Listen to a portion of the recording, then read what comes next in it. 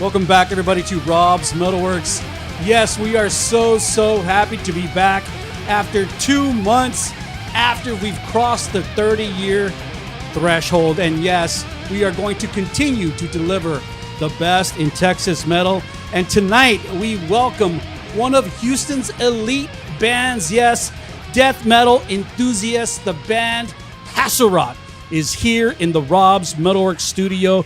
Brings me great pleasure to welcome Cryptos Grim and the man Maurice to the show. Hell yeah, Rob. Thanks so much for having us, man. We're stoked to be here. Super happy to have you guys because, man, I just love your fucking record, bro. Thank you so much, man. And I've been jamming it for a while. And even though, despite the fact that it just came out a week ago, thank you so much for sending it to me, Maurice and the band, because I just love it. And once I started listening to this record, I was like, man, yeah, this is top tier stuff. And I definitely wanted to talk about it and support it. So, as you know, there's people from all over the world who watch our show.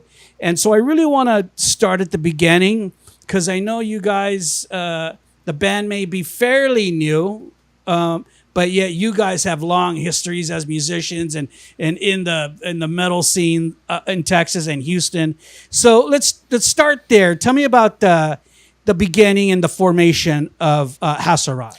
Yeah, so as you know, right, several of us, actually I think everybody in the band has played in other bands in Houston for a long time. I was playing in a band at the time called Blues Funeral, which is completely undeath metal, right? I mean, it's like very prog rock, organs, 70s style, that kind of thing. Wow.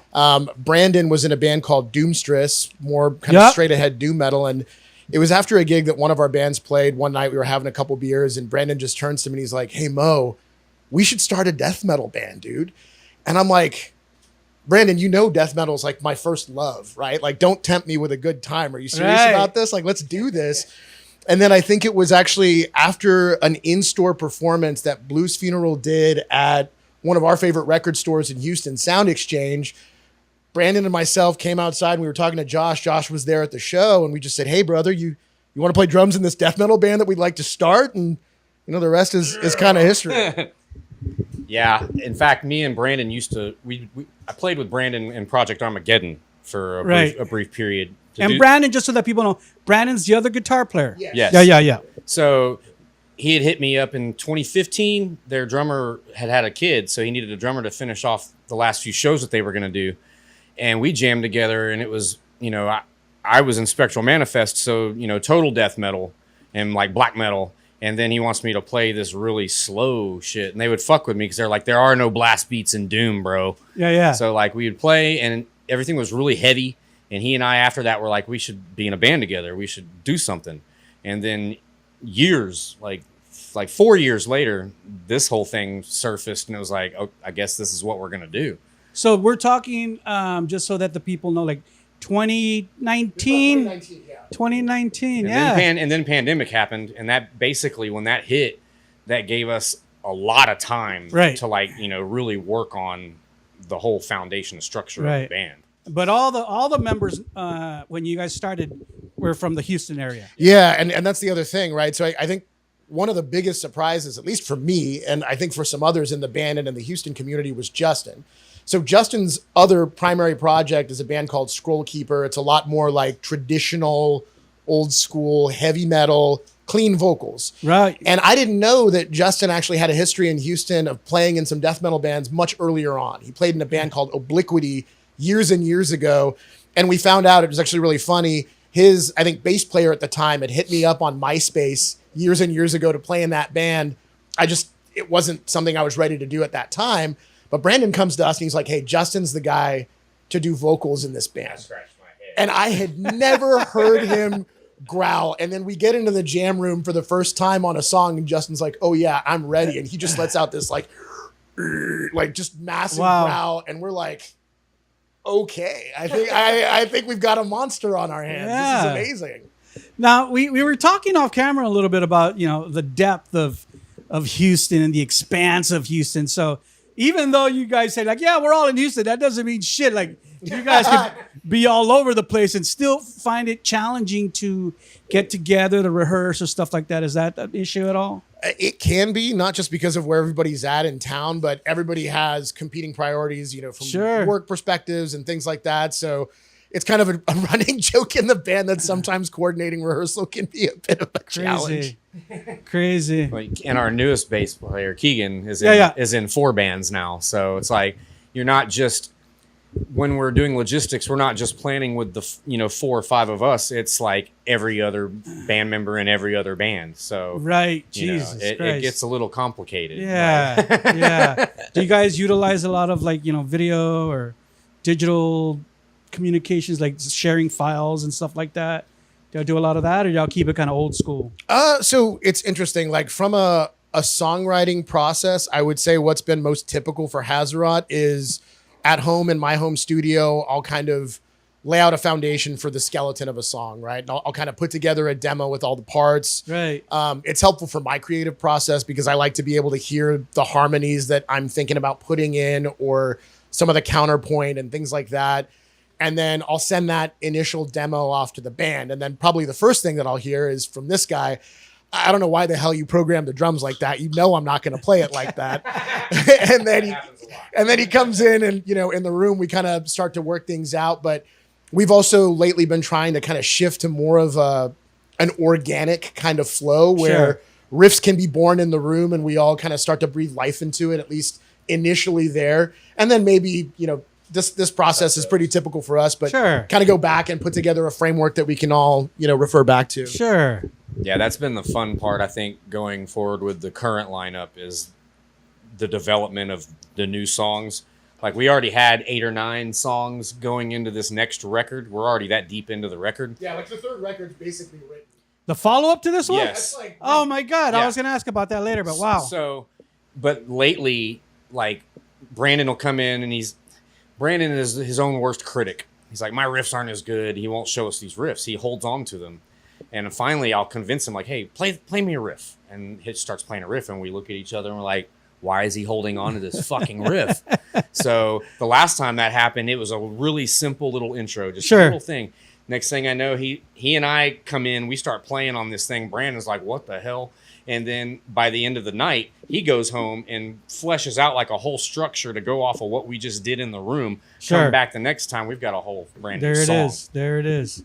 That's the great thing that, when I heard this record, and we're going to talk about it in a bit, but I kind of knew, and I've been doing this so long, I kind of know when guys are at a point where they are just so good at being able to write compositions and be real songwriters and focus more on the song, no matter how brutal it is. And I kind of felt that right away when I started listening to this record. Like, these were songs that were masterfully put together. They were structured well. The guitar harmonies in it, the breakdowns, that acoustic piece that y'all do, it all kind of came together. I'm like, man, yeah, this is great, and I loved it, and I'm so happy that I reached out to you guys because I can't even recall initially how the band's name crossed my desk. I can't even remember how, but I remember hearing about the new record, and then when I heard it, I was like, oh yeah, no wonder people are talking about these dudes. So good. Appreciate that, Rob. Thank you so much. Yeah, man. So good, man. So let me just real quick, as I hear you speak, Maurice, is the correct way to say the name Haserot like a Z or S? Haserot. Yeah, Haserot. With a Z, like a Z. Yeah, like kind of like a Z. Okay, Haserot. Okay, I've been saying it with an S, but now I know. Well, okay. Some people say Haserot, so at least you got that. Yeah. Or Haserot is another pronunciation we've heard. Yeah. So when you guys got all the pieces, and what was the vision? Like, are we gonna keep this like old school but modern? What was the vision for the death metal? Because as metal veterans like us, we know there's many subgenres of death metal. I think decidedly, right, we weren't going to push this in a direction where it was going to become like tech death. Right. We're not looking to be the next Necrophagist or Obscura or something like that. With Brandon's background in doom metal, especially when he came to me and he was like, hey, we should do this project. I know in his mind and his heart of hearts, he was thinking about old school death metal. That's more mid-tempo. Sure. Foundation of the 90s. Yeah, Bolt Thrower was a band that came up a lot. He would tell me like a lot of the groovier stuff that Bloodbath does. Like that's kind of the vision that I have. And I share that vision because there's a lot of really interesting ground you can explore within that time period and build on that, right? Because the way that we look at this, we're not trying to do just a replica of, say, 90s Floridian death metal from the US. We're also not trying to do a straight HM2 clone of 90s death metal from Sweden, but we bring in elements from the European sound. We bring in elements from the American sound and blend those things together so that there's groove, there's hooks, there's melody, and there's a lot of harmony. Those are elements that I think are pretty essential to our sound. Sure. Yeah, I mean, with Garrick on this record, he really brought like a Merciful Fate kind of 70s bass sound. He always told me he preferred like playing the approach to what we were doing. He wanted to put that in there so that when you hear the bass lines in the record, there's a lot of that vibe going on. Yeah, and Garrick's such a good bassist, man. Oh, man. Yeah. I've been fortunate in this band. Like, we've had 3 different bass players now, and every last one of them were fucking awesome. So I've been very fortunate to play with really kick-ass bass players in this band. And Keegan is actually in my other band as well. Oh, okay. So it's like, that works out really well for both bands. Guys who are like real bass players. Yeah. Right? They're not guitarists who became bass players. Right. Or these aren't dudes who just learned the bass. They're real bass players. Yeah. Tell me a little bit about the name Haserot. I think band names are so important. And Haserot's a name that, I've never heard before, and it sticks with me, and you don't forget it. And so tell me a little bit about that. So as we were thinking about, okay, what's the name for the band going to be? Right. We're all getting together. Everybody's sharing their ideas. It's got to be something that sounds metal, but we go back to fundamentals. And this is a joke that I tell people. The further you get away from a one-word band name, the worse the band is going to be. Like if there's like 4 or 5 names, like Veil of Maya or something like. I'm not trying to throw shade on them, but I'm just saying, right? Like if we've got, if we've got 3 words in the band name, I don't know, right? Like I agree. There's exceptions to this rule. Black Sabbath, okay, those guys are kings; they can do whatever they want. But we were like, we got to have one word that's going to be the band name. So we started cycling through this, and there's this really famous statue in a cemetery in Cleveland of this. It's like a bronze statue of an angel over a burial plot with these outstretched wings that's got this inverted torch. The flame of life extinguished is how they refer to it. And the statue itself is kind of given the nickname the Angel of Death Victorious. In fact, I actually have it tattooed on my inner bicep there. Nice. And it looks like it's crying tears of blood, and that's I think from oxidation on the bronze like over years, but it permanently looks like that, like it's crying tears of blood. So we thought Angel of Death Victorious, Flame of Life Extinguished, constantly crying tears of blood. Dude, that sounds metal as hell. Let's name the band after that. And the name Haserot is really just a family name because it's the family's burial plot. I think it's might have been a Danish guy who was a merchant, like a sea merchant or something like that. An entrepreneurial family, so that's just the family name. But we thought, well, it's attached to this awesome angel in a cemetery, and that sounds pretty metal to us. Pretty fucking brutal. I've never heard that name before. That's interesting. Haserot. All right. Whenever I dig on a band, and I first hear about them or learn about them, I have this thing because I'm a big music collector and an enthusiast, and I always want to go back and see like, oh man, what else have these dudes done and stuff like that. So I heard or found out that you guys had a previous recording, an EP. Yeah. Is that correct? Yeah.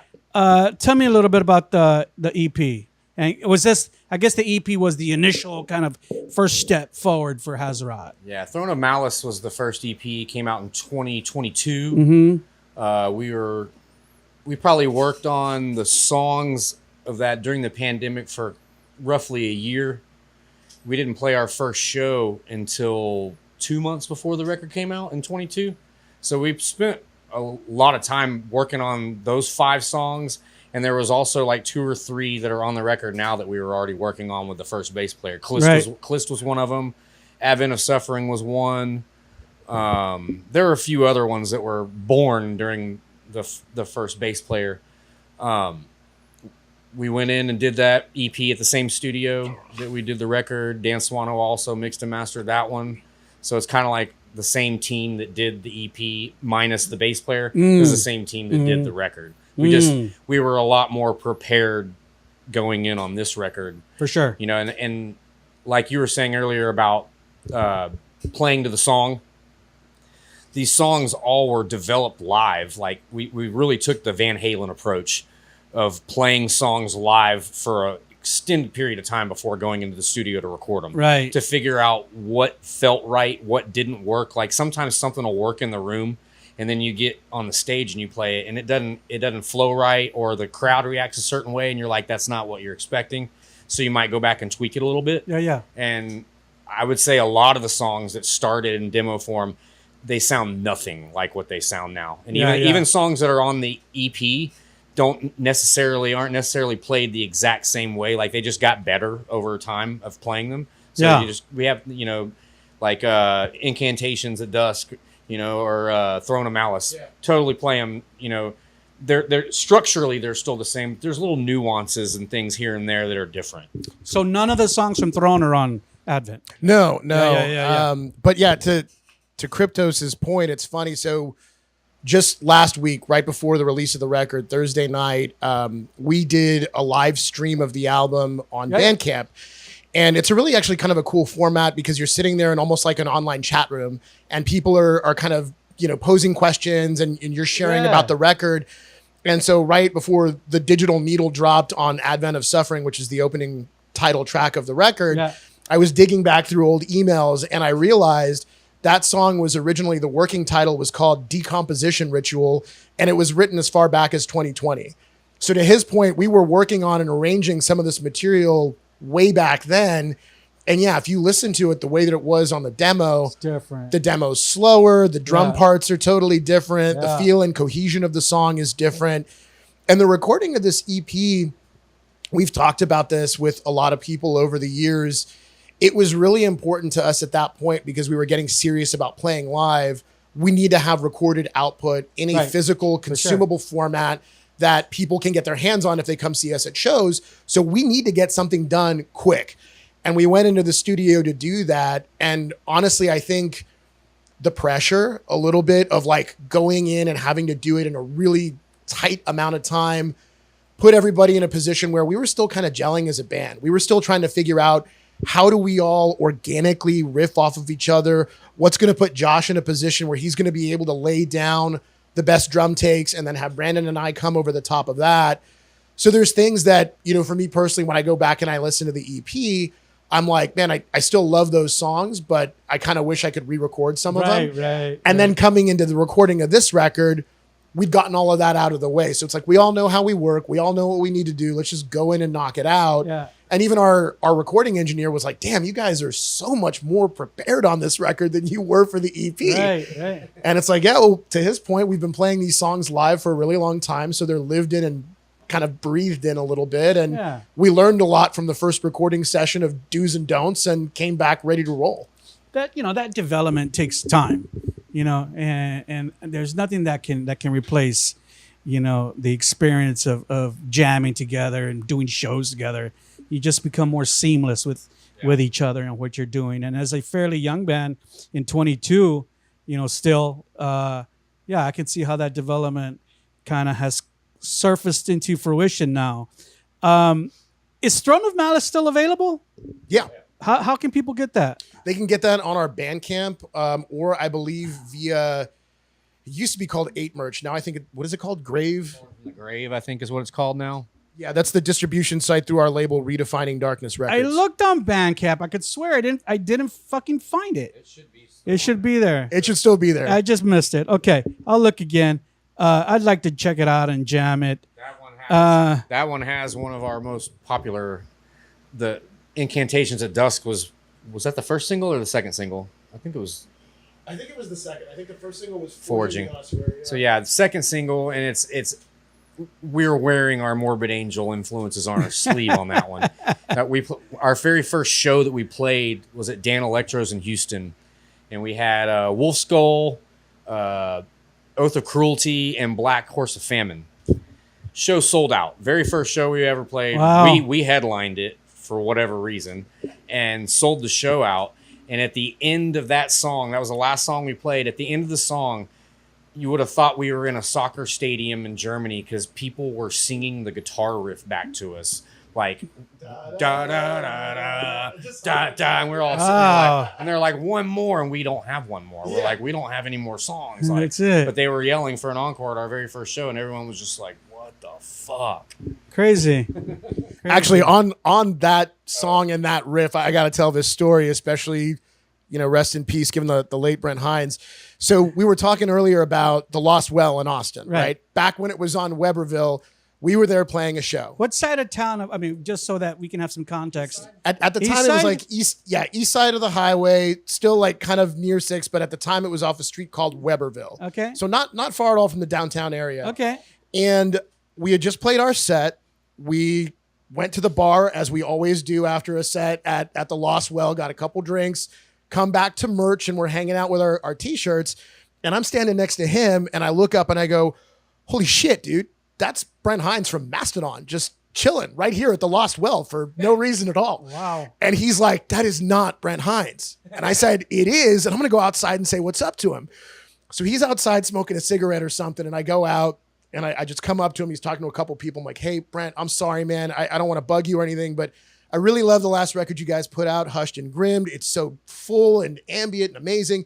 And he just turns and looks at me, and he's practically like dry humping me at this point. He's on me, and he's just singing that riff, da da da da da, and he's like, "That riff, dude, that riff was so good." And then we partied the rest of the night. So at you the gave bar. him props, and then he was giving you props. He's giving me some kind of props, that's Wow. for sure. But That's cool, dude. They followed me and Brandon into the bathroom, and like the Lost Well has a trough, for the guys to piss in.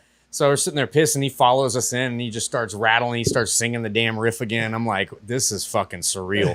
Next thing I know, we've been standing in the bathroom for 10 minutes. With your dicks out. Just talking to Brent Hines. I was there. At the record show, I was there for that part. Great. Our You're first like, show. Brand, let me fucking put my dick back in. Going back to our first show, our vocalist broke his hand during our set. Like, we're playing, and there's a part in Throne of Malice where it's like, dun, dun, dun, dun, dun, and I'm like, I hit accents with a cymbal. Yeah. I looked as I'm playing, and every accent that I hit with the cymbal, I look, and Justin is punching the ground of the stage. And I'm like, huh. Then, like, we get off stage, 20 minutes goes by, he comes walking up to us with this malformed, just deformed, swollen up hand. He's like, guys, I think I need to go to the emergency room. His wife will not let us go and do crazy things anymore. Crazy. All right, guys. Great stories. Thank you so much. Let me encourage you to share more as we continue. Man, I told you Houston was fucking crazy, bro.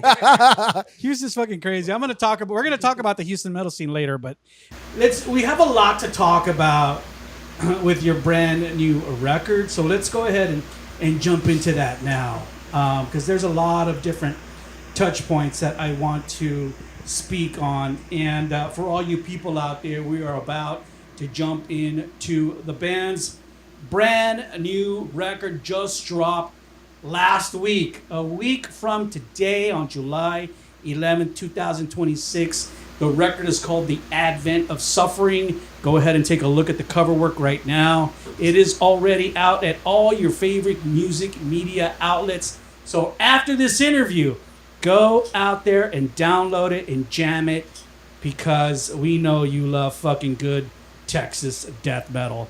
And like I was saying earlier, man, God, this record is so well done from many different aspects. And as I mentioned to you earlier, it was a labor of love. You've guys put a lot of time and effort into making this record. How gratifying is it for you now to finally see it out? I think for us, especially after the EP, even after everything I said, about it being something that now hindsight's 2020, and I'd love to go back and maybe even possibly re-record some of those songs. Yeah. We always wanted it to come out on vinyl. Like, that's been a huge thing for us. Seeing the new record out on this beautiful purple wax with the amazing artwork from Juan Castellano. Dude, I want to talk about that too. I mean, it's a big sense of completion for us. And we finished recording this thing at the end of 2023. So to have it finally come out now, it really does feel like, okay, we can finally let this guy breathe and let some people experience some things that we've been excited about for a while. And at the same time, gearing up for some more insanity to come. Wow. We're going to talk about shows too later, but when you have a wonderful piece of output like that, you definitely have to, now it's like phase 2. Now we got to work in fucking promoting it and supporting it through fucking kick-ass shows and doing new things out on that front. One of the things too that I really was happy to see was that you guys released a full length. Okay. And, we can talk about marketing strategy and how the industry works now and how the public consumes music. But I still think, because I'm an old school guy, I love to see when bands put out a full length record. Why was that the case? Because obviously you guys could have done a couple of EPs from this record. I mean, like he said, getting it across the finish line was a big deal. Having the guests on there that appeared on it was a big reward. I get the way people are consuming music nowadays, but I'm also seeing, a rise in a return in physical media, for sure. CDs, vinyl, especially even cassette tapes. You see a lot of news reports where people are losing their digital libraries, and Sony discontinuing video game physical media and stuff like that. Right. And people are starting to wake up to, hey, I no longer own this. I'm fucking renting it. Right. When you stream and when you have a digital library, you don't own that. The minute a record label merges with someone or whoever owns the rights to something shifts, you no longer own it. Or the minute fucking the Chinese zap out our fucking internet. Yeah, that could happen as well. What are you going to jam to? I've got piles of you records. Can't get on Spotify. Yeah. DVDs. I still buy DVDs. I still buy records. I still buy CD. I mean, every format I still buy. You won't catch me purchasing a download unless it is the only way I can get the music is if it's digital. Like some bands will only put out, a 2-track digital thing. Well, shit, I guess I'm spending $2. Yeah. But you don't get the same experience. Cryptos, like I told you earlier, like I'm meticulous about my music. So, sometimes because I want to jam something right now, I don't want to wait till the weekend to go to the record store. I fucking will buy a download or when record labels send me music, they'll send me a MP3s or whatever, a download. And I have 10 external drives where I save my music. Because in case the Chinese zap us or fucking in case my computer crashes and my iTunes is dead, I got all my music backed up on an external drive, bro. So I never lose anything. Yeah, that's just how I roll. To add to what he was saying too, and what we were talking about earlier, especially in the early days, right? Going back to some of those early writing sessions back in 2020, when this idea for this project was first born, I was very inspired and pretty prolific with songwriting in the beginning. So we kind of had a stockpile of songs to choose from. A lot of the songs, most of the songs that ended up on the record, maybe with the limited exception of the acoustic interlude, were written back in that early time period. And to his earlier point, we had worked on them through a lot of live shows for a good while. So to answer your question too, I think part of it was, man, we have such a deep bench of material to be able to share with people. We really want to do this in a long play format rather than just cut 2 or 3 EPs in piecemeal. Like let's get a full length out. Right. Especially if you have more music to work with, right? Yeah, exactly. Especially if you have more music. Yeah. Very cool. And in the short time that the record's been out, I said a week, you guys have gotten a lot of great reviews on it. Tons of press. What's the reception been like? First, from fans and from the industry. I mean, I honestly, with the limited exception of tiny little notes that some people have where they say, oh, I wish this had been mixed louder, or this sounded like this, or Josh told me one today we were having tacos just before we came over, and he's like, I think I read a review where somebody said you should solo less, Maurice. And I laughed and I said, okay, well, that's not happening. But honestly, like, the reception has been truly fantastic. The thing that's been really interesting for me personally, and we were talking about this earlier today on the car ride up too, everybody experiences music differently. And the things that they hear in the music that you write, especially from an influence perspective, isn't necessarily what you think. Like, I've heard at least 3 or 4 different people that have said, man, it sounds like I can clearly hear these dissection references in the new album. And I'm like, well, I love dissection, but that was absolutely not an influence I was thinking about at all when I was coming up with maybe some of the melody lines where you hear that. But, it's really cool. Yeah. Yeah, I've heard our vocalist sounds like cattle decapitation. I've heard hypocrisy. I've heard carcass. We hear Jeff Walker a lot, which is great. Yeah, I'll take that one. Sinister. I've heard some really random ones, and it's all, like you said, it's all over the place. But I think that goes just with people hearing, what they want to hear and what they grew up hearing. Right. If you grew up listening to Morbid Angel, you are most certainly going to hear some Morbid Angel in our music. Sure. And that's the beautiful thing about music, man, is that everybody perceives it differently based upon, their age and, their demographic and what they grew up jamming or have been exposed to.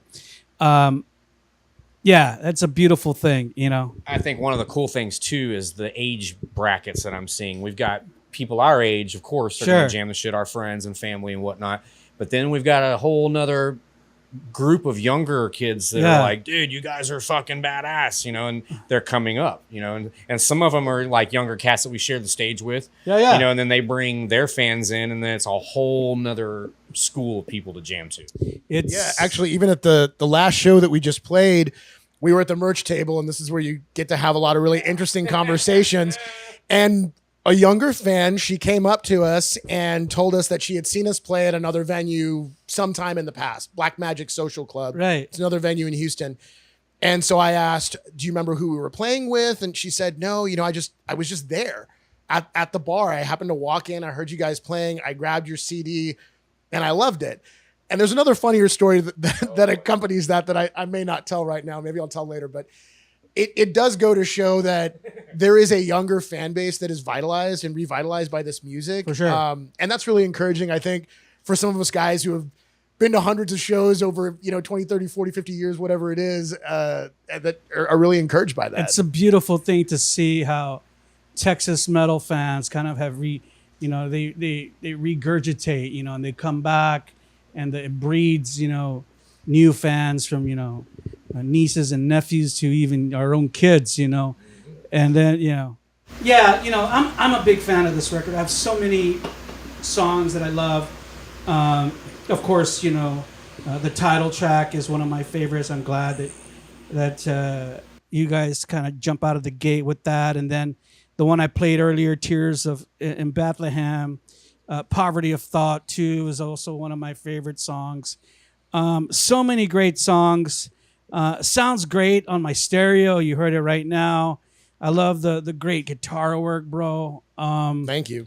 So, and for me, a record has to sound good too. So where did you guys record at?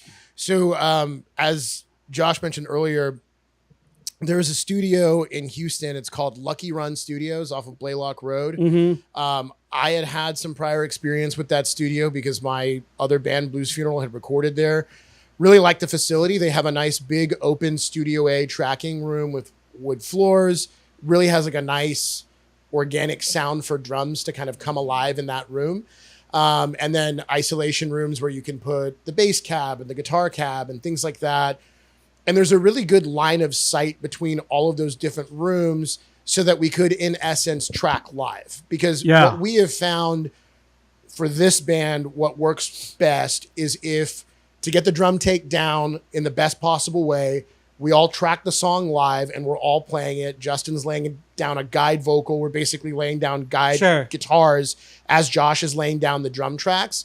We do what we need to do to get the drum tracks down, and then we'll come back in and do overdubs as needed to kind of fatten everything up and tighten it up. And the studio really presented a good environment to be able to do that. So y'all recorded all the stems there and then send them to Dan Swano? Right. To engineer them, to run his magic. Is that how it works? Yeah. Yeah. Interesting. And that's cool. Cryptos mentioned Dan Swano earlier. So for all the people out there, all the kids, who is Dan Swano and how did you guys get connected with him? Dan is the man. Like, he's worked with everybody that I've ever really liked a lot, from Opeth to fucking Marduk, Dissection, Edge of Sanity, his own band, Panthymonium is another one of his bands. I mean, he's very prolific as a musician. Yeah. Is he in Sweden? Yeah, I think he actually spends most of his time in Denmark now, but yeah, he's in Scandinavia. As far as how we came to work with him, that is a Maurice question. Well, it's actually really interesting. So some other friends of ours in another band, Oceans of Slumber, I was chatting with Dauber, their drummer, and at the time, just before we had recorded our EP, I think it was their self-titled record, Dan Swano had mixed and mastered that. And Dauber knows, like, I'm a nerd about stuff like this. So he's like, dude, check out Dan's list of requirements for recording drums. And so he's showing me, like, the snare needs to be mic'd above the snare, underneath the snare. There need to be 2 overheads. There needs to be a microphone somewhere further back in the room for ambient noise. He wanted to record it like that before he even fucking those are with it. That's just Dan's instruction for me to have the best mix possible. Right.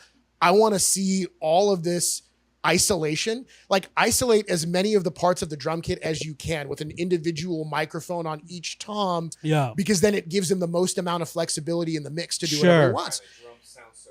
Yeah. And so for me, I looked at all of that and I just thought, oh man, it would be so cool to get to have that treatment for something that we did, especially because all the bands we just listed off, Dan knows what death metal is supposed to sound for like, sure, because he's been making it for the longest time. One of the bands he didn't mention, which is a huge influence for me personally, and whether or not people hear it or not, it's all over the record, is Bloodbath. And Dan was in Bloodbath too, right? So I mean, the guy not only, you know, does a lot of the sound engineering type work, but he plays this music and has a feel for what it should sound like. I sent the guy an email and I thought for sure he's not going to respond back. This is a long shot. He responded back basically immediately. And so we struck up a conversation and kind of talked about timeline and what we were looking to do. And did you have to hear the songs first? Did he say, let me jam the songs first? No, he just said, when you guys are ready, send me the stuff and let's rock and roll, man. Wow. Which is really cool.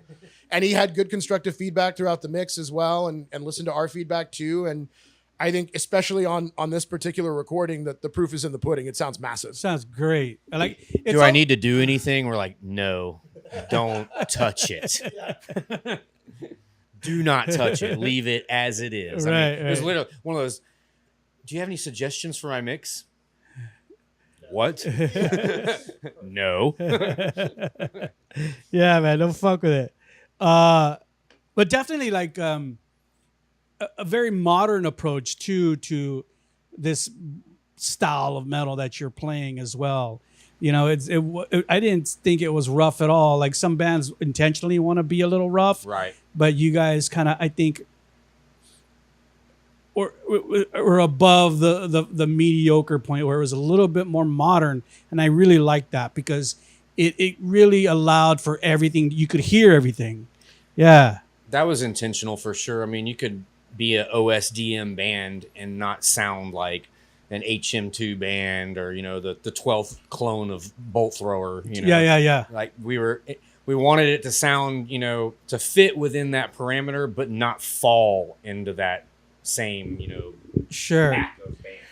I think one of the things that hyper modern bands fall into an area of with their recording is there's a lot of stuff that's being done in the box, meaning it's all digital. It's a lot of plugins and things that are happening in Pro Tools. And that's an effective strategy if you want to have like a hyper crystal clear recording, but then you don't you don't get like the hum and some of the nastiness that just comes out of a tube amp. Sure. Where the tubes have been cooking in the tracking room and you can hear the thud coming out of the cone of that speaker. For us, it was important to have a little bit of both. We wanted to make sure everything was organic in that sense. This is coming out of real instruments, real amplifiers and cabs. I want the mics on that thing. We want to mess with the mic configurations and get the darker and brighter parts of that speaker cone. But let's make sure everything's really clear so that if drums are happening, vocals are happening, bass is happening, you can hear all of those things and nothing really feels too low or too squashed or whatever. Was that I mean, I don't want to, say a stereotype death metal bands, but that seems to be, and correct me if I'm wrong, to be like a long process to kind of fine tune a lot of that stuff even before you start recording.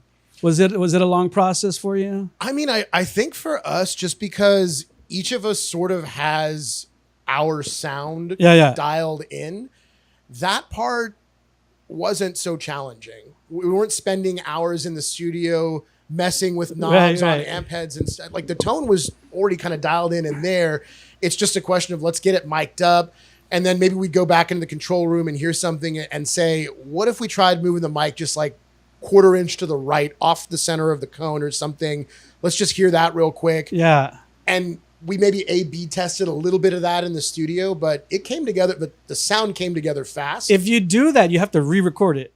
Yeah. Yeah. But that's why we're not recording the whole song. Yeah. Mic. Little piece. Do a little junt, and then be like, okay, how does that sound? Let's move it over. All right, we got it. Yeah. Yeah. All right. A lot of pre-production helped with that, jamming in the room and just getting it dialed in. And a lot of bands go in when they hit the studio, everything has to fit the grid. And we don't do it that way. It's very organic, very if Black Sabbath could record their first record in fucking 8 hours, that's like for me, anytime I go into a studio and money is being spent, that's the first train of thought for me is like, we got to Black Sabbath this shit out. Like go nail it, knock it out, get as much done that's going to cost the most, like drums and getting the foundation. Everything else can get touched up later as needed. Yeah. Yeah. We generally, what we would do is we'd pick a main weekend for most of the tracking to get done and lock out the studio for that weekend. So basically we would go into the studio at 9 a.m. and we'd be there until 2 a.m. the next day recording. Wow. And then we're back in at 9 a.m. the next day. So day one, we knocked out drums, bass, a little bit of rhythm guitar. Day two, finished rhythm guitar. And then I started doing leads into the night. And by the end of the night, it was basically just Josh and I in the studio. He was there for moral support for me as I'm just like, oh, brother, I got to nail this lead. Solo, and then we'd see him do this. Yeah, I'm pretty notorious for that. I'm very particular about my solos. If something sounds even just a hair off to me, I'll be like, scrap that. Let's go again. The endless pursuit of perfection. That's right. There was one in particular that was great. Like me and Ricardo were sitting in the engineering room. He nailed the solo perfect. And me and Ricardo both come back over. We think you got one more better one in you. He about lost his fucking mind. Wow. All right. So I know that Justin, we talked about Justin earlier. He writes most of the lyrics. We actually split the lyric writing. Okay. So on this record, I think it's almost about 50-50. Okay. Half are his, half are mine. Talk a little bit about some of the themes on this record, lyrical themes. I think in general for the band, between Justin and I, we have kind of an established set of lyrical themes, and it's almost fairly clear who's doing what. My lyrical writing style tends to be a bit more visual and visceral. Justin's lyrical writing style tends to be a bit more metaphysical and almost shamanistic and spiritual in a way. Mm-hmm. Justin is very much a student of philosophy, and so he brings in a lot of different, ideas around like Jungian principles, and he might inject different things from various philosophy books that he might be reading at a particular time. For me, I tend to draw from personal experiences. Like, for instance, Poverty of Thought is a commentary that I wrote about kind of how I was viewing someone going through an issue with mental health. And you might not necessarily see that on first, blush reading the lyrics. It just sounds like some evil stuff, which is great. But that's kind of the underlying subtext, right? Sure.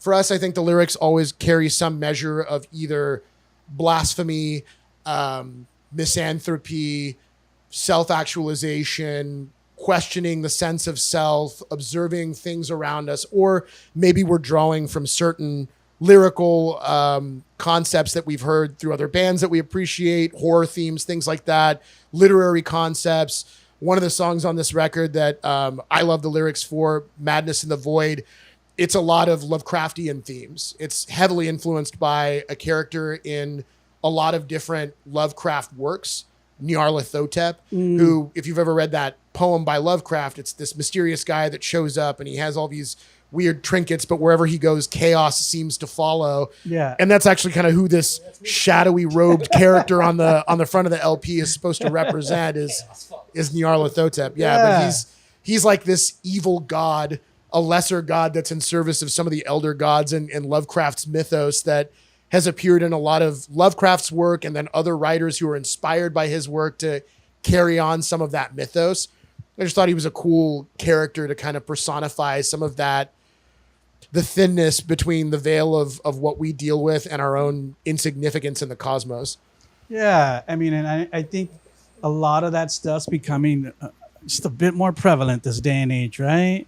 We live in a fucking crazy world, man.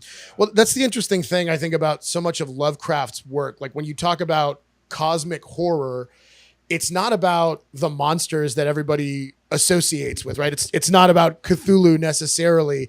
It's about the fact that when you realize how insignificant you are in relation to the vastness and unexplained depth of the universe, right, and that the universe is indifferent to your existence, right, then you go mad from the revelation of that insignificance. That's what Lovecraft's after. And I think that's a fun theme to explore. Yeah.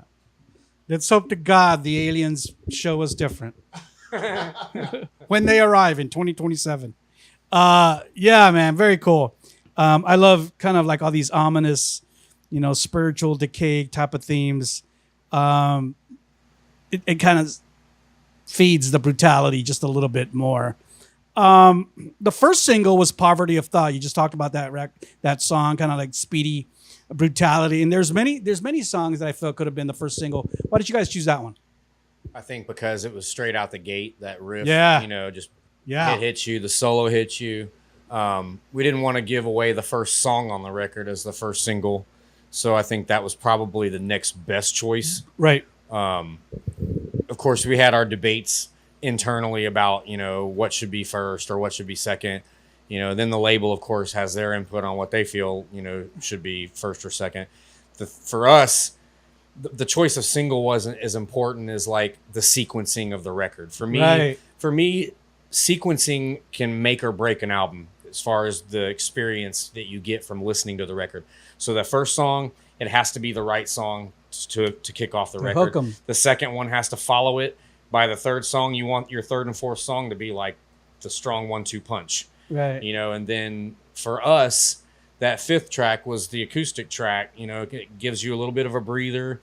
It is put in what I feel is the perfect spot in front of my favorite song, Clist, because after you've got Tears in Bethlehem, very straightforward, very hypocrisy, kind of just driven. Then you have the acoustic part, which goes into Clist, and Clist is all over the place. You've got like the carcass slowed down part, some enslaved kind of melody things he's doing, crazy drum shift patterns going all over the place.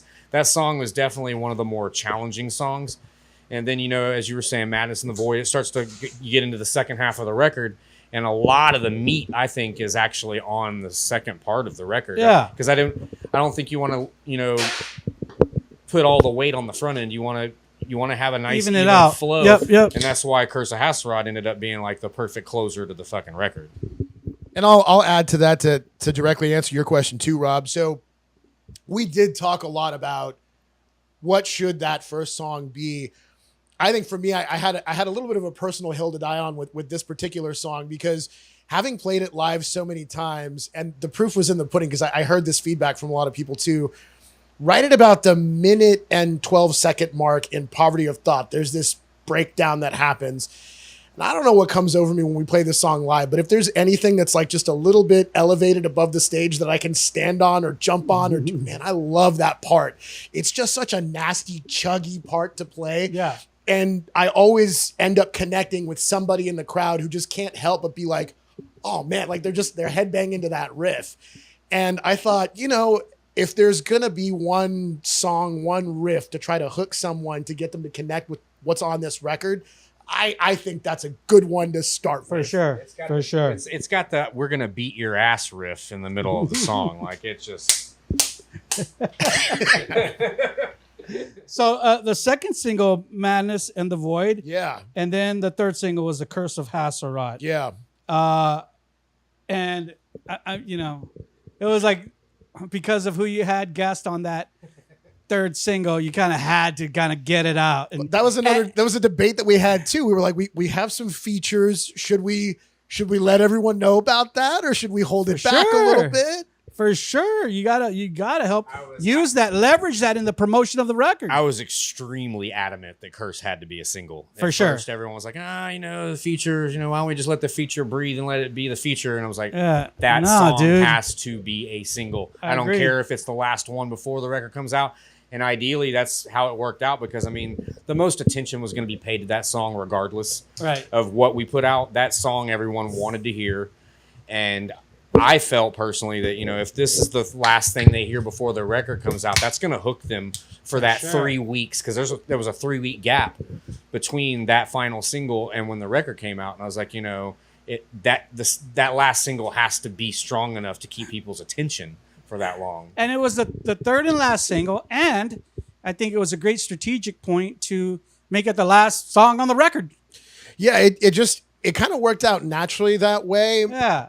And I think with that song being, to Josh's point, right, the third and final single before consuming the record in full, spiritually, it kind of felt right on a couple of fronts. It carries the band's namesake. It has so many of the influences, especially some of the Morbid Angel influences we were talking about before, embedded into the writing of that track. And really interestingly enough, it's one that was born in much the same fashion Josh was talking about with Brandon. Most of the songs on this record were written by me. This one was co-written by Brandon and I, and the principal riff of the song, which I think is one of the strongest riffs on the record, Brandon just kind of had in his back pocket. And this was years ago at this point, kind of, I think maybe 2020, 2021. But one day he comes into practice, and Brandon, if you ever get to meet him, many of you guys maybe have already at some point through Doomstress or whatever, he's a really just like unassuming, down to earth, super humble kind of guy. He doesn't have a drop of ego in his blood. And he comes into the jam room one day and he's like, hey guys, like I've kind of been working on this riff. I don't know if it's any good. I'll show it to you. We all hear this riff and we're like, dude, don't ever hide a riff from us again. This thing is massive. Like I'm hearing old school Morbid Angel in it, Celtic Frost, Candlemass. Hell yeah. Yeah, he and I started bashing on it because we were waiting for them to get there. So he starts playing the riff and I'm like, dude, what the fuck? So I start playing a beat over it and we're doing it, and he comes walking in and he's just like, and we stop and I go, this is a fucking riff that he's been hiding from us. And everybody's like, what? And we all circle around and just start playing that riff. And it literally was just the beginning riff. That became Curse of Haserot. Yeah, there was nothing else. The riff that you hear at the very beginning of the song was all that existed. He went home, added like a couple other things to it, comes back. Next thing you know, we've got a full fucking song, and then one drunken night led to the conversation that led to two guys from Death being on our fucking record. Right. So those are the features that Mo has been alluding to, and guest guitar solos by Andy LaRocque, of course now who's with the King Diamond Band, but also Lex Legion now too. Played as Cryptos said, played on Individual Thought Patterns from Death, and then also James Murphy. He's played in everything. Name your band. He's played on like every freaking record. He played on Death, Spiritual Healing. Yep. Gorguts, Considered Dead. He played on Obituary, Cause of Death. Yeah. He's Incarnate. Yeah. I mean, the guy's played on everything. Yeah. How did first of all, how did the idea to get these guys to play on this song come about? Well, very interestingly, as Josh said, much of the libations were flowing, I think, as both of these ideas were born. The first time we had gotten out of the jam room, and our jam room at the time was near this little crappy saloon in Houston that we would sometimes go to for a post-practice beer. So we're all sitting there. We're about 3 or 4 beers in. It was actually Brandon who looks at me and he goes, "Hey, dude, I read this article in Guitar World or something that, did you know Andy LaRocque actually does a lot of guest solo work on records?" I'm like, "What?" Yeah. He's like, "Yeah, like, wouldn't it be sick if you did a guest solo on our record?" And I go, "Yes, Brandon, it would be sick. Here's what I'm going to do right now." And I just opened up my phone. I go to Sonic Train Studios website. There's no direct email address that goes to Andy, but I'm like, it's his studio. It's going to go to Andy. For sure. So I send an email and I'm like, okay, this is just some funny thing that we'll talk about years from now, that time that we got drunk and tried to get Andy LaRocque on our record. Right. Conversation goes on. About 2 minutes later, everybody's bullshitting about something. And I go, "Hey guys, this is like a red alert.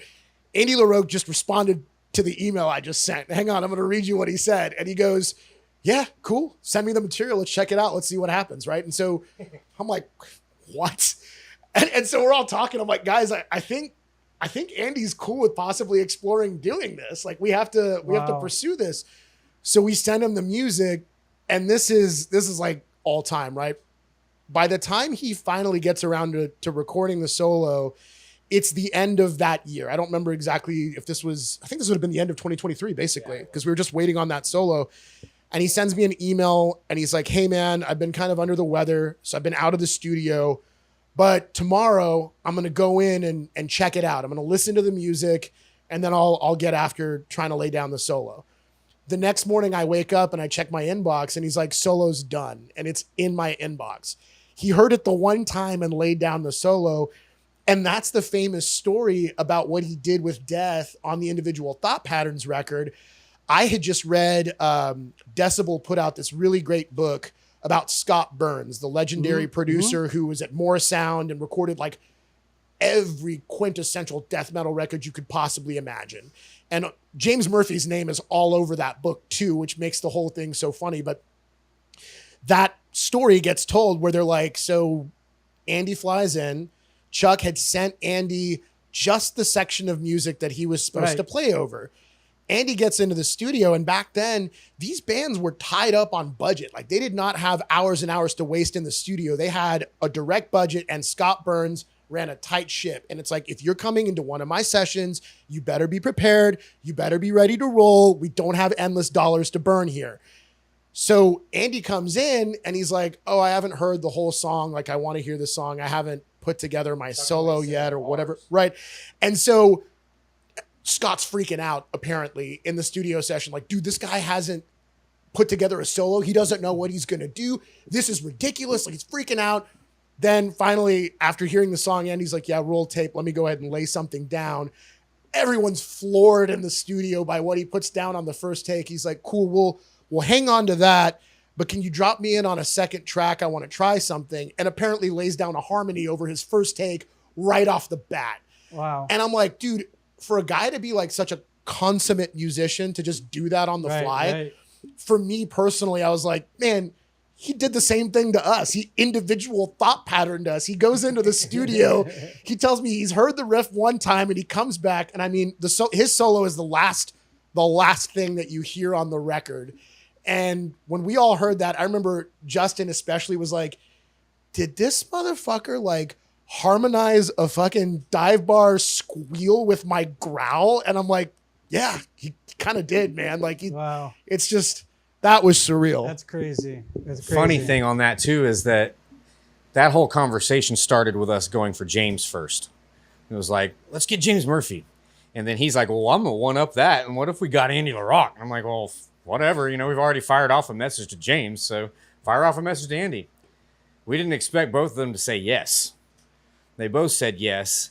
He dealt mainly with Andy, and with James, the first night that I actually talked to him, we were up until like 5 o'clock in the fucking morning talking about Chris Oliva and Savatage. Like we both love Savatage. Sure. He and I got into a debate that, he didn't like the Savatage after Chris passed, and he didn't really care for Zach Stevens on vocals and whatnot.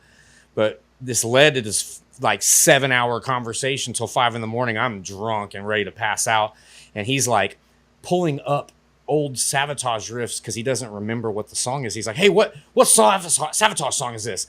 And I'm sitting there going, I'm fucking sitting here with James Murphy talking about like obscure Savatage riffs. Like, how fucking surreal is this? I grew up in high school listening to this guy. Like, if you had told me in like 9th, 10th grade, hey man, one day you're gonna have the guy from King Diamond and the guy from Death on your fucking record, I would have been like, fucking what? You're stupid.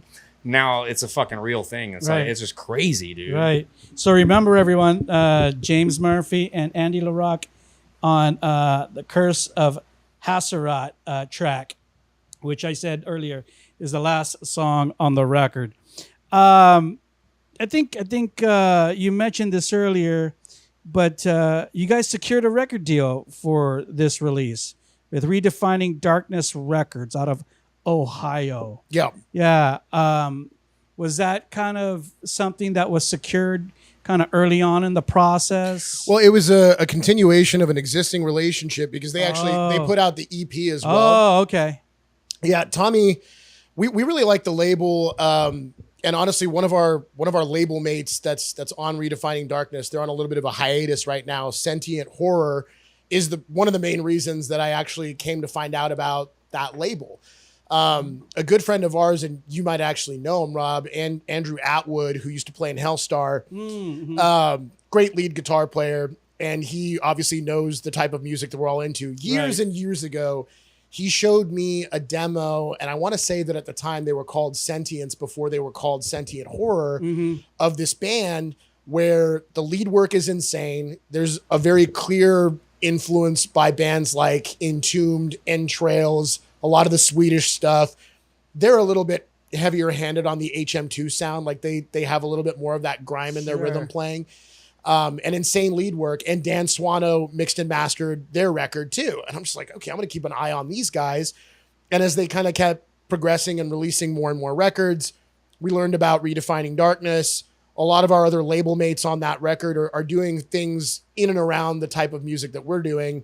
Bands like Disfuneral, Wretched Fate, Catacomba, a lot of really, really great acts on this label.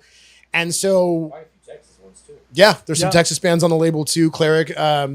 We reached out to them early on in the process when we were looking to put out the EP, had a really great rapport with Thomas, and really have just kind of sought to continue and maintain that relationship because the label's really done right by us, and we like being a part of the banner that we fly under. You know, the other guys that are on that label are doing really great things. Yeah, and they do and they work with bands from all over the world. Yeah. That's right. So I mean, they're legit, bro. Yeah. They're not just some super little independent label.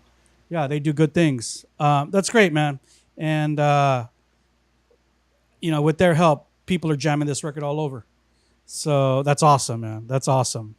We also talked earlier and alluded to this earlier too, and I have it in my notes. I wanted to talk about it because I think it's so important, to have great artwork with your music. And I remember when you guys first started releasing the singles several months back, that you guys had artwork for the singles too. And I like how it all related to each other. There wasn't some huge differential between the artwork for the singles, and then when I saw the artwork for the actual record, I was like, yeah, it's all one piece of work, and it all works together. So that was really cool. Yeah, the artwork for the singles, there's actually details that are embedded in the main piece that were used for that, right? Like you'll see this skull here off to the side. That's what was used for Poverty of Thought. This clock here was a big part of the Madness in the Void. And then these guys, these carcasses were kind of brought together to create the final artwork for Curse of Haserot. But Juanjo is somebody who, I mean, he's done tons Juanjo Castellano, guy out in Spain who did the artwork for us. Incidentally, he also did artwork for Sentient Horror that I just mentioned a moment ago. But Yeah, he's done artwork for Vomitory. We found out that he did artwork for another pretty well-known Texas death metal band, Blaspherian, way back in the day. So, yeah, he did Black Dahlia Murders album art for Verminous. So, yeah, he's done quite a bit of stuff throughout the scene.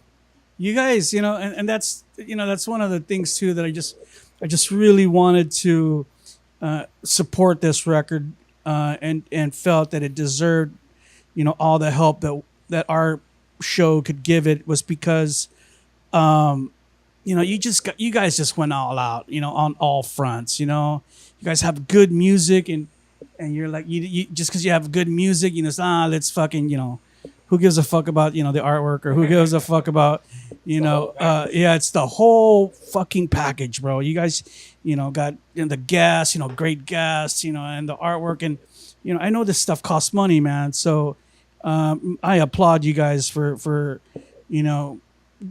going full out, not just on the music, but on all the different aspects of a release that make it successful. So much props to you, bro. Much props thank to you, Rob. Really appreciate that. Much props. And I don't want you to think that it goes unrecognized, because I definitely see it.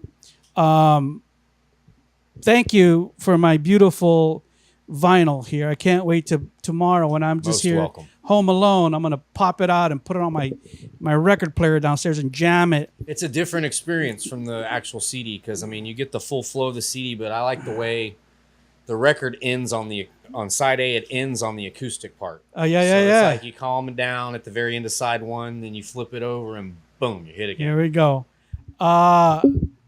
And obviously you guys have CDs. You brought me a CD as well, and obviously they can get it digitally on Bandcamp.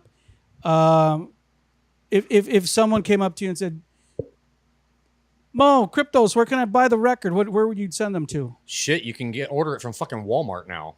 Barnes and Noble. It's Barnes and Noble. Really? Barnes and Noble, Walmart, all Amazon. of like any major. That's the good thing with our label. Wow. Has a good distribution reach both here and overseas. That's crazy, bro. Is like, I just randomly, I'll Google search, Haserot Advent of Suffering, looking for reviews that we haven't gotten yet. Yeah. Because, most people will send us their review, but there's a lot of them that we don't see that are like blogs or whatever. Yeah. So I just kind of scour, when I'm bored at night, I'll look up stuff and then send it to the guys. Hey, here's a review we haven't seen. Post this shit. And then I was sitting there, and all of a sudden I see Walmart, and I was like, bullshit. And I click on it, and boom, the artwork, like in full detail, pops up on Walmart's website, and I'm like, they even have our artwork uncensored, like on Walmart's website. For me, the first was Barnes and Noble, because I worked at Borders Books back when Borders was a thing. Yeah. So for me, it's not so much that they're gonna have the record in the store; it's that if it's on their website, that means their music buyer on a corporate level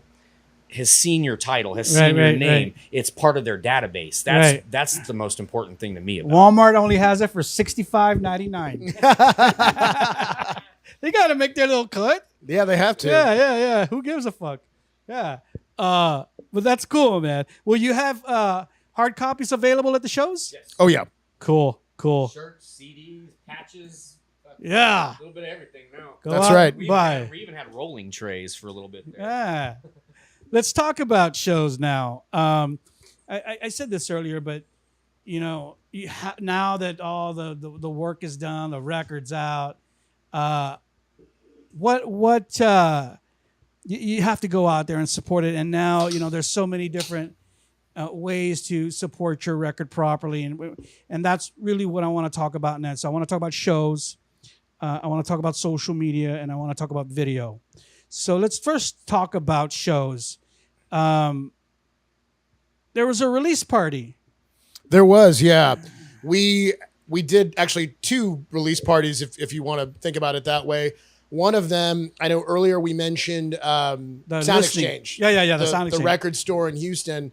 So especially Josh has developed a really close relationship with both of the guys that run that store. And I've known them for years as well. Josh reached out to Kurt and said, hey, can we do this at the store? He said yes. So we actually brought a couple of advanced copies of the record, dropped the needle on one of them right there in the store for everybody to listen to, and let a few folks buy the record about a week before it came out, a week to 2 weeks before it came out. And then did the listening party via Bandcamp as well. That was kind of more of a live deal, but it was pretty cool. Yeah, that was the Nice. night. We did that the night before, which was cool. I liked the Bandcamp listening party because you can see in real time Sure. that people were buying the record while the party was happening. It would be like, Jay Smith just ordered the CD. Like, it just pops up on your little feed. I was like, oh, wow, we're actually selling records right now while we do Badass. this little thing. Yeah, and actually, during that live feed, somebody bought a copy of Throne of Malice, so I know for sure it's still available. Yeah. Hey, your EP still available? Yeah, sure enough. Bing. Very cool.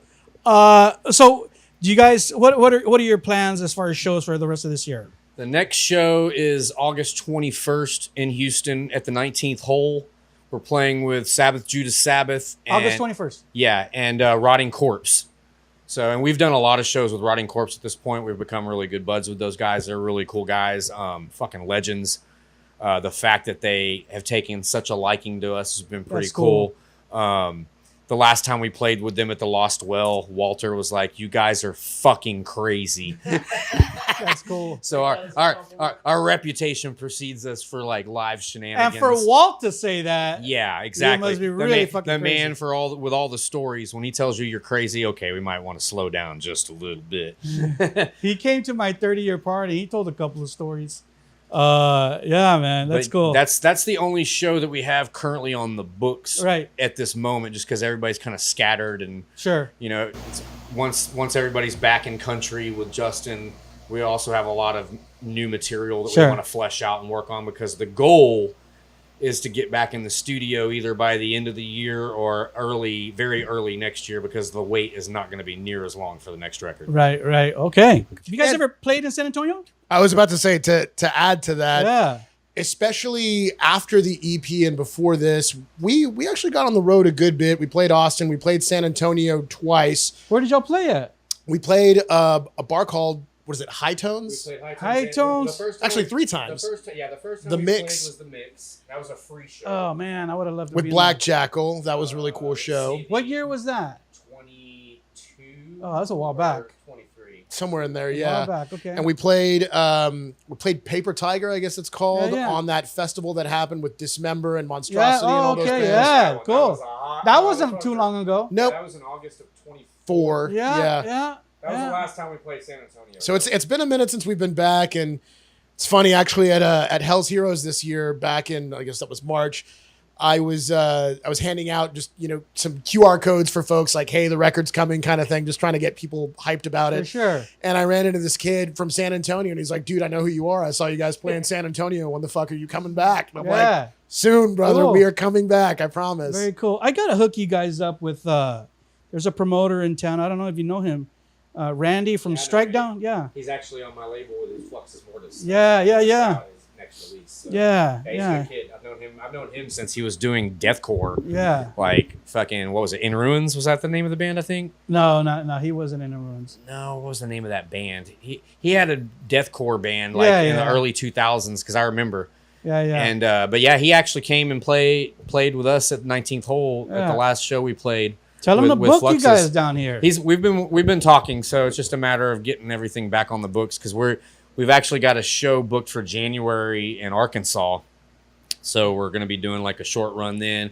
Rotting Corpse wants to do a South Texas run, hit up like Corpus and San Antonio, and That'd be cool. we haven't been down to the valley since 22. It's been a man, while since, yeah. and I used to throw festivals down in the valley like every year. So it's like kind of second home. I've just been told I can't date any more of the Rio Grande women. Let's not do that. Let's keep away from the Rio Grande women, Josh. They are I've been banned. they are Josh's kryptonite. And for all you Rio Grande women out there, stay away from my drummer. Oh all right? my Thank god. Oh my god. Shit. Wow. Okay. What about social media? What's your approach to social media? Obviously, it's become part of the deal now, It's of a kinda- cycle. It's kind of a three-pronged approach, because really only 3 of us really do the social media in this band. It's like Justin and Mo kind of run most of the IG, doing the IG stuff. I handle the Facebook stuff primarily. And logistically, I'd probably do most, if not all, of the show booking, like to make sure we get like the right amount, guarantee wise or whatever, or the from city to city it makes sense kind of thing. Which one, is Instagram or Facebook more?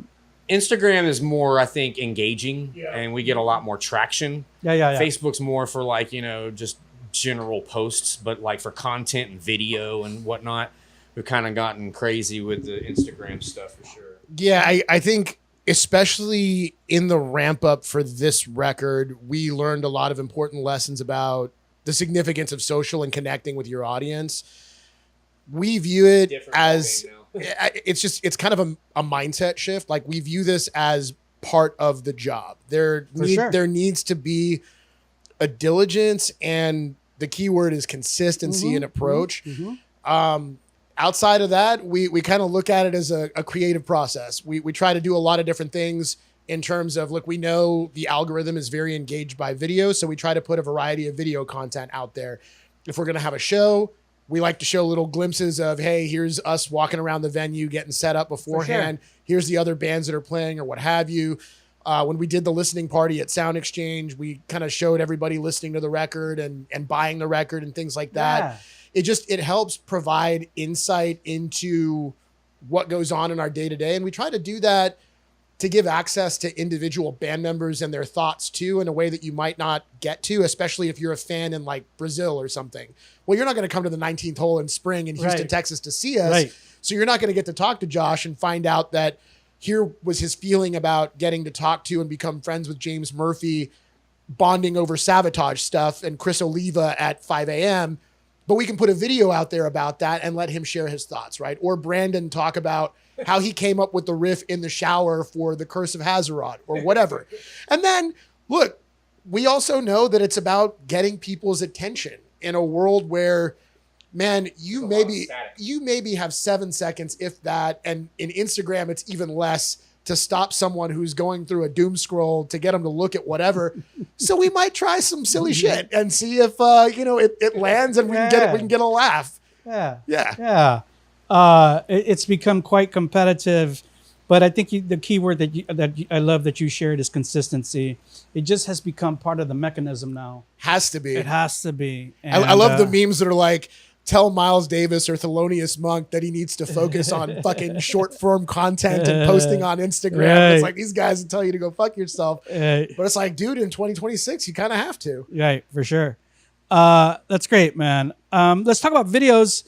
I've seen all the lyric videos that you guys have done. They're well done. I like that they, embody the artwork and stuff like that. Is there a plan for like a real music video? Yeah. There is, yeah. There's been some debate about what the vehicle for that music video is going to be, what song we want to do. But that is definitely something that's in the works for sure very soon. Yeah, I can't wait to see it. I'll share it on our Facebook. Awesome. When do you anticipate that might be out? Hopefully before the end of this year, or first part of next year at the very latest. But the goal is definitely to get that started and moving pretty quickly. We just need to agree as a band on what song it's going to be. Right. I'm glad that you've already are mapping this out, and despite the fact that you guys are already have a lot of music for that follow-up record, that you're going to massage this record and give it the proper support and promotion and work that it needs. A lot of times bands are like, man, I'm already this record just came out, but I'm already sick of it. I'm tired of it already. Yeah. We've been playing these songs and recording these songs for so long, and I'm ready to move on to what's next. But for the public, it's still new. Right. And I think for us, because you're so right. Like, I think we've probably said those words to each other over the last couple of years. Like, man, we gotta start working on some new material, dude. We've been playing these songs forever. But it's really invigorating to then, like, just the other night, got a DM message from a guy who's following us from Brazil. And he's like, hey, man, I don't even know how I actually happened upon your record, but I found it. I've listened to it. I love it. It's one of the best death metal records that's come out this year for me. And I hope you share these words with the rest of the band. Really dig what you guys are doing.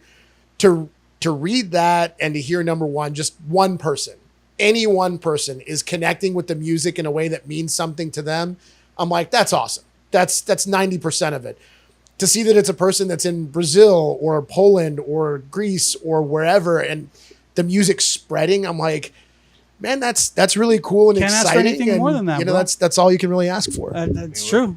Get like interviews from Russia, Argentina. It's like literal polar opposites of the world, just every corner. Like we're getting bombarded, and it's one reassuring and, you know, invigorating and like a sense of pride, you know, like we already do it. We do it because we love it. Right. You know, and this is cathartic for us. Right. But for it to be cathartic for other people and for other people to bond and connect with that the same way that we do, that's for me, that's a bigger reward than if the record like sells however many fucking copies. That's magic, bro. That's why we, you know, that's part of why we continue to do what we do, because it impacts people's lives.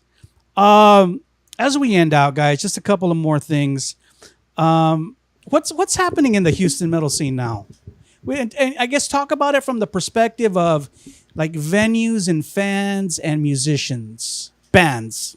I mean, there's a lot of clicks, Yeah. for better or worse, you know, and that's not something that's overnight. That's something that's been that way for a long time. You've got, you know, certain people only play with this group of bands, and that kind of, I think, adds to the size of Houston, is that there are bands out there that we haven't played with that we don't even know like that exist, because they're in the little circle that doesn't revolve around whatever circle we're in. Right. You know, we used to joke that we weren't part of the Cool Kids Club, you know, and it's like, what is the Cool Kids Club? Because there's so many different little cliques of people, and it kind of goes with the venues too. Like you'll find bands that only play at one venue. They don't really venture out to play at another one.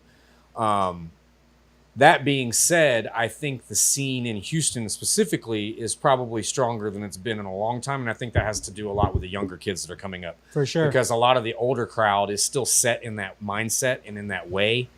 And so you don't really see them break out the same way you do when the younger kids are involved. And we're fortunate because we've been able to kind of crossbreed on both sides. Right. I think the other thing that's unique about Houston, and maybe some other scenes have this, but I think it's something we're fortunate in Houston, is that there's a little bit of cross-genre pollination that happens in Houston. You can have an eclectic bill where not everybody on the bill is going to be a straight death metal band. For sure. Like maybe you got a death metal band playing with a thrash metal band and a proggy type band and maybe a slam band or something like that. I think within the musician scene, there's a lot of mutual respect, which I really appreciate, because half the time, if you're out at a show, especially if it's a big show, everyone's there. You know what I mean? So like you run into like half the guitar players in Houston at any given show, or the drummers or the singer or whoever. And for the most part, I feel like there's a really strong like camaraderie that exists. Most everybody really wants to like come up together and just see the scene do well and see the music do well and see their peers do well. And so we can all celebrate each other's successes. For sure. And I think that's a cool thing. There's enough, you know, it's kind of like that in San Antonio too. And I always tell everybody, saying there's enough opportunity and there's enough success for everybody, bro. You know, for everybody. And I would agree with, you know, those, you know, cross-pollinating your fans, you know, just because, you know, I love death metal doesn't mean I don't love thrash or hardcore or anything. I love it all. You know, I love it all. And so, you know, if I go to a thrash show and there's a death metal band playing and I'm checking them out, and I could be a fan. I could dig it. And I think that's a really great point too. It's, you know, Houston has that. You said San Antonio has that.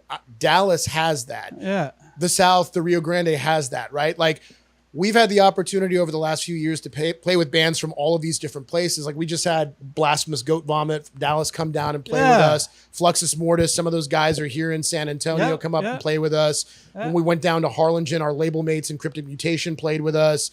Like that is one of the things that I think is really cool, is to be able to bring all of these different parts of the Texas scene together and to do stuff. And you know, for us, like we've made some really good friends with the dudes in Serpentian. They're largely based out of Austin. We've gone on a couple runs with them, and those types of friendships and bonds are born out of doing exactly that. It's just reaching out and doing the thing that we all love doing and kind of getting after it together. For sure. All right, gentlemen, let's let's end out, and I want to give each of you an opportunity, to thank and share anybody who has helped you along your musical journey. Because obviously you guys have had long, sordid musical journeys. And it seems now that, with this release, you guys are kind of in a good place. So, I know it's not always good and successful, and there's trials and tribulations along that journey. So why don't we let Mo start first? Again, Mo, just anyone or any entity that you want to thank for your journey. The list is long and bountiful. I mean, definitely a lot of the club owners and promoters in Houston. Josh Vickery, I'm going to shout him out because this is kind of a funny joke. He did not get a thank you from us in our EP, and he was like, "Hey guys, where's my thank you?" Yeah. And so we said, "Hey man, if you'll book us on not one but two good shows, then we'll put you in the liner notes for the record." And he got us on a gig with Deicide, and what's the second gig that we played? Suffocation. Wow. That's right. So I was like, "Okay, man, you did good, brother." So I'm going to thank Josh Vickery for that. Christian Larson and the Pegstar guys, John Black at Black Magic Social Club. Dan Swano for mixing and mastering the record and bringing this vision to life. Juanjo for the artwork. I want to thank, obviously, James Murphy and Andy LaRoche for going, just basically outshining the shit out of me on Curse of Haserot, but letting me go head-to-head with them. Mark Grew for laying vocals down on Tears in Bethlehem and really bringing that together. Rusty Cooley, who has spent hours and hours with me. Just, helping me hone my craft, man. Yeah. And all the dudes in the Houston scene that come out every single time when they see us play and bang their heads and give us energy. The San Antonio scene, just the whole Texas scene, man. The Austin guys, the guys down in the Valley, and for everybody that's bought the record, has jammed it, has said something about it. If you haven't had a chance to, I certainly would ask if you guys will pop on the page and just drop us a line and let us know your favorite song or something you enjoyed about it. It warms my black heart every time I read one of those. So thank you to all of those folks. And hell yeah, man, horns up. Rusty Cooley, I just got a message from him not too long ago. Very cool guy, good man. You know Christian Larson well? Yeah, I've known Christian for a long time. So the first band that I ever played in Houston is a band called Sanctus Bellum. We were kind of coming up at the same time that Venomous Maximus was coming up, Christian's first band. So yeah, we've played together in the scene for a long time. I wish I could say the same. He doesn't let me go to Hell's Heroes. Oh, no. Yeah, you better tell him, hey, man, let Rob's Metalworks come down and fucking do interviews at the show. We'll tell him, man. We'll tell him. I don't know if he'll listen to me, but we'll tell him. He probably won't. He probably won't. I've been after his ass now for several years to let the Rob's crew go down there and do interviews. We do interviews at all the festivals. But I'd love to go to Hell's Heroes and do our thing, man, because Hell's Heroes has become a pretty significant fest now in Houston, It's been pretty cool. Yeah, it's been pretty cool to see what they've done with it. It's really grown. That band that I mentioned, Sanctus Bellum, I think we played the first or the second Hell's Heroes ever. And so to see what it's grown from those little sprinklings initially, and that people all over the world are coming out for it, that's just cool for Texas, man. And also, too, like, not just fans, but bands who are coming out of the woodworks again. Yeah, man. That he's bringing out of the woodworks. Like Gamacide played last year. Sodom. Fucking crazy. Celtic Frost and Triptychon. I mean, I never thought I'd see that in Houston. Crazy. So that's pretty cool. Go for it, Cryptos. Oh, thank yous. Anybody who was involved with the record, label, producers, mixers, fucking James, Andy, Mark, my kids. I got 2 daughters, so they've been support since they were little tykes. Our friends in bands, there's way too many to mention. Promoters, all the ones he mentioned. John Langston up here in San Antonio. He's been the one who's basically brought us up all the times that we've been up here. Lostwell in Austin for sure. Yeah, dude, cello. Chris, damn it, Carlos down at the Hop Shop in fucking Harlingen. Yeah. Most importantly, though, I think for me, thank you wise of my fucking bandmates. For sure. People don't realize how hard keeping a band together is.